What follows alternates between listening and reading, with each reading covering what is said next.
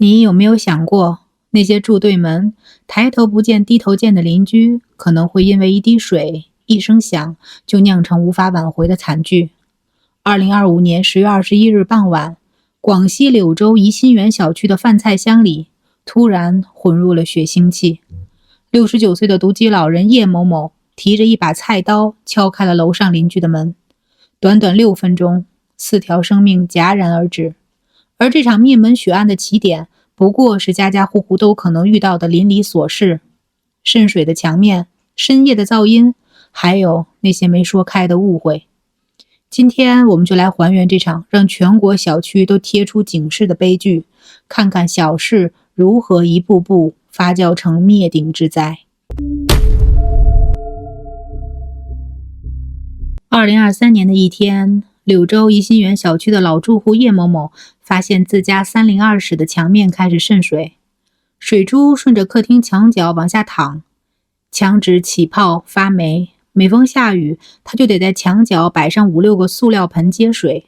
这个2008年交付的老小区用的是预制板叠合式楼板，厚度只有12厘米，远低于现行标准，隔音和防水效果都极差。楼上一点动静，楼下就听得一清二楚。叶某某第一时间找到了楼上402室的邻居秦先生一家。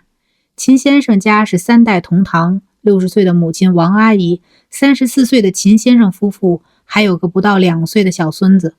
面对渗水投诉，秦先生一家并不认可是自家装修改水管导致的，双方第一次为这事儿起了争执。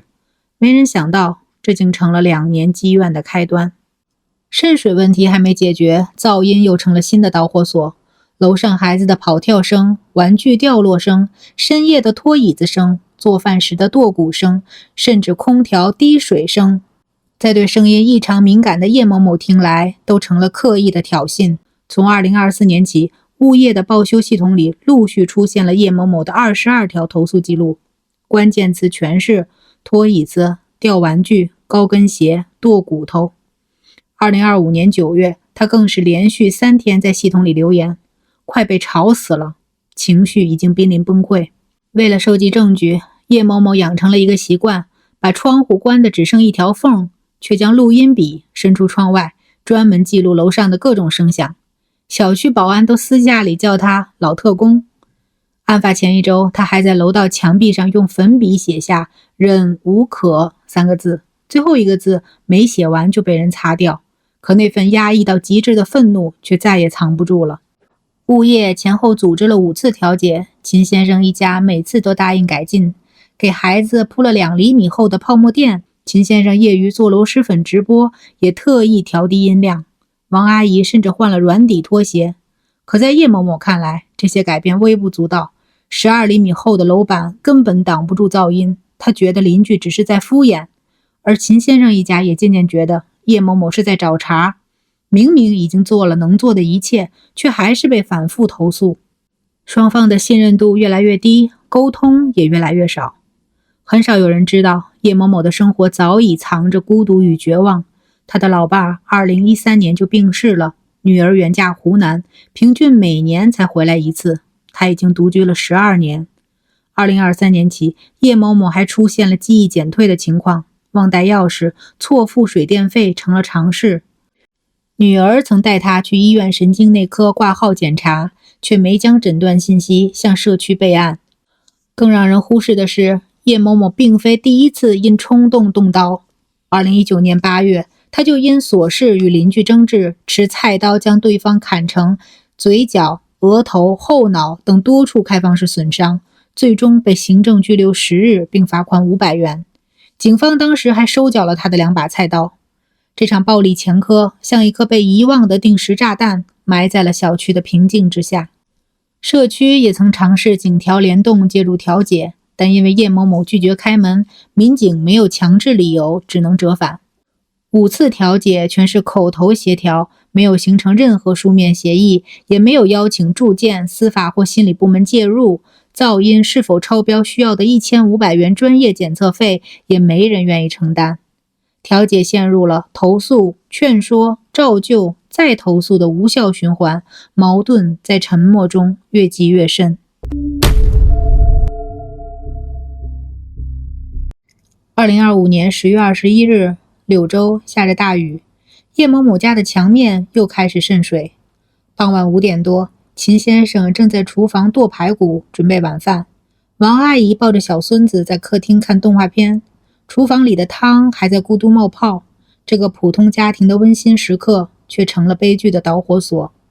案发前12分钟，也就是17点48分，叶某某攥着录满噪音的录音笔，冲进了小区物业值班室。他把录音笔递给保安小秦，里面全是剁菜声、孩子跑跳声和拖椅子声。他情绪激动地说：“快被吵死了！”要求物业立刻处理。保安小秦登记后只说了句：“再去劝劝。”这个敷衍的回应成了压垮叶某某的最后一根稻草。他没再多说，转身就离开了物业办公室。没人意识到这个孤独老人的心里绝望已经攒满。傍晚6点05分，叶某某揣着一把菜刀来到秦先生家门口。当时小孙子听到门铃声，蹦蹦跳跳地跑去开门。谁也没想到门外站着的是满脸阴鸷的叶某某。没人知道敲门时的对话是什么，只知道下一秒叶某某就持刀闯入。玄关处，王阿姨刚要换拖鞋就被砍倒在地。客厅里，秦先生还没来得及拨通报警电话，就倒在了血泊中。怀里抱着小孙子的王阿姨试图护住孩子，却也没能躲过致命伤害。唯一的幸存者是秦先生的妻子，她受伤后拼尽全力躲进卫生间，反锁房门，才侥幸保住性命，只能在门后听着外面的惨剧发生，却无能为力。行凶结束后，叶某某跑到小区楼顶，在围观群众和赶来的警方注视下，大喊着：“我不活了！”纵身一跃。从敲门到坠楼，整个过程仅用了6分钟。当警方和救护车赶到时，现场已是血迹斑斑，厨房里的汤还在沸腾，案板上的排骨还没切完，玄关的拖鞋还攥在王阿姨手里，而4条鲜活的生命已经永远停在了这个黄昏。经后续调查确认，案件造成秦先生、王阿姨及小孙子3人当场死亡。秦先生妻子重伤送医后仍在 ICU 抢救，叶某某坠楼身亡，最终酿成4死1伤的惨烈后果。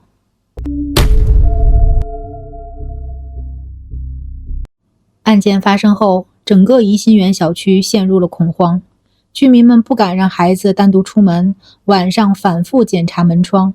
曾经熟悉的楼道，如今变得陌生又恐惧。随着调查深入，2个家庭的过往被逐渐揭开，更让人唏嘘不已。叶某某的女儿接到警方通知时，反复确认，是不是搞错了？在他眼里，父亲虽然孤僻，但从未想过会做出如此极端的事情。而秦先生一家在小区里口碑极好，王阿姨是小区里的菜篮子队长，常把自家种的油麦菜分给邻居。秦先生待人谦和，做直播时也特意控制音量。刚学会说话的小孙子见人就甜甜的问好，是整个单元的开心果。他们的葬礼上，秦先生的朋友、邻居们哭得泣不成声，谁也没想到这样一个堪称幸福样板的家庭会以如此惨烈的方式落幕。警方通报显示，叶某某的行为已涉嫌故意杀人罪，但由于他已经身亡，依法不再追究刑事责任。而那句"你家的地板就是楼下的天花板"突然出现在全国无数小区的公告栏里，成了用生命换来的警示。小区里，叶某某住过的302室窗户紧闭，窗帘拉得严严实实。秦先生家的402室再也没亮过灯，门口摆放的菊花在秋风中轻轻摇曳，无声诉说着这场悲剧的伤痛。曾经热闹的单元楼，如今变得寂静无声，只有偶尔传来的救护车鸣笛声提醒着人们这里发生过的惨剧。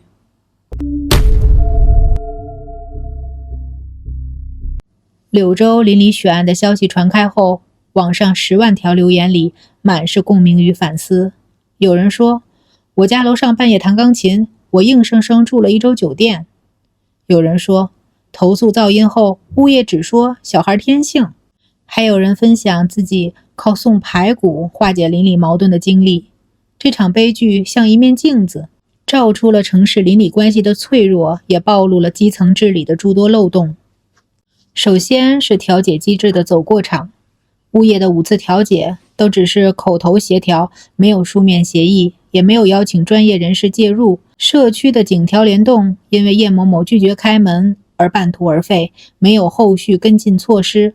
当调解流于形式，矛盾没有合法出口，就只能在沉默中发酵，最终以极端方式爆发。其次是独居老人的关怀缺失，小区里60岁以上的住户占到 38%， 独居老人有21户，却只有1名兼职社工。叶某某的记忆减退，情绪异常，没有被社区及时察觉，他的孤独与绝望没有倾诉的渠道，有暴力前科的他也未被纳入重点关注对象。如果有人能多敲敲他的门，听听他的委屈，或许这场悲剧就能避免。再次是邻里沟通的零交集。现代城市里，钢筋水泥隔开的不仅是空间，还有人心。叶某某与秦先生一家住了多年，却缺乏有效沟通。其实，一句真诚的道歉，一次主动的检修，一份换位思考的体谅，都可能化解积怨。但双方都站在自己的立场上，让小矛盾变成了死结。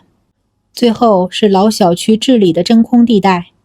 住宅内部噪声不在柳州市噪声污染防治条例监管范围，形成了治理盲区。老小区楼板薄的问题普遍存在，却没有专项补贴进行隔声改造。一户3万元的自费费用让很多人望而却步。当合法维权的成本太高，就容易让人选择极端方式。如今，柳州市司法局已经明确，2026年将在城中区试点邻里纠纷评议团，把律师、心理师、声学工程师都拉进来，还会给独居老人建关怀台账。这些亡羊补牢的措施虽然换不回逝去的生命，但或许能让悲剧不再重演。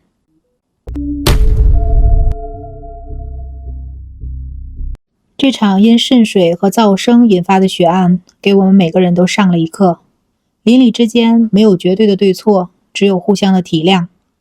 你家孩子的跑跳声可能让楼下的邻居心烦意乱，你深夜挪椅子的声响可能让隔壁的病人彻夜难眠，你随手堆放在楼道的杂物可能成了邻居心里解不开的疙瘩。法律规定了行为的底线，而人情味儿才是邻里相处的粘合剂。叶某某的极端行为无论如何都不能被原谅。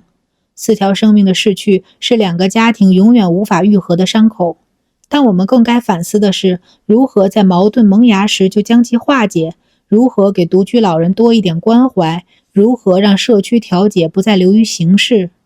但愿这场悲剧能真的敲醒所有人，下次挪椅子轻一点，剁骨头时慢一点，遇到邻居笑一笑，有了矛盾先退半步，或是能坐下来聊一聊。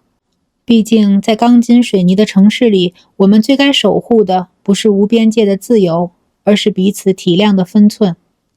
愿每个社区单元都能重拾温暖的问候，愿每个家庭都能安稳度日常，愿这样的血色黄昏永远不再出现。我是小薇，我们下期再见。感谢大家观看今天的案件解析。如果您喜欢我们的内容，别忘了点赞、订阅小薇说案，打开小铃铛，第一时间获取最新更新。有什么想法或想听的案件，也欢迎在评论区留言，和小薇一起讨论。我们下期再见。